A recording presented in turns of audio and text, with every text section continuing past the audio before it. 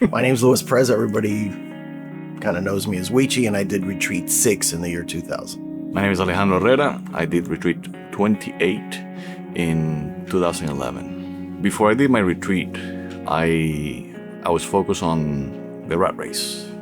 Once I found myself in a very dark place, I realized that I needed help. My life was pretty normal. I guess God and Jesus and the Holy Spirit and all these things were unimaginable to me. When I went to church, we got there late, and I was standing in front of a table full of pamphlets and papers, and I looked down and I see the application to Emmaus right in front of me. To me, it was a perfect call. I knew that God was answering my prayer, and that Emmaus was the only way that I could at least find some sort of peace.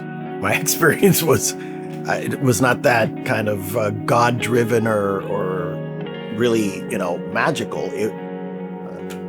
Honest answer, the guy that was leading the retreat I did lived across the street from me. Previous people had invited me, but he's 6'4", and he just stood there in the driveway and said, here's the application. To me, there's two wildly extreme misconceptions. One is, Emmaus is only for guys that are really, really, really, down on their luck. And it is that. And Emmaus is the broad spectrum. The other misconception is, oh man, it's a bunch of holy rollers that are going to lecture me and tell me how to live my life.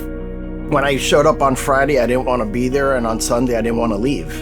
I saw through the men leading the retreat, I was able to derive a connection between, us down here on earth and God up in the heavens. I felt that, man, if these guys can do it, I can do it. That was the feeling I had. The experience at the retreat was very powerful, very raw, very, very meaningful. The biggest draw for me about Emmaus is the community, the guys. The guys are genuine, they're real. And that's a hard thing to find in society, hard thing to find in this city. It is a great opportunity for you to come and enjoy 3 days of you by yourself with a bunch of men that may be in your place, and they just want to be a little bit closer to God and find some answers. The worst thing that can happen on this weekend is something good.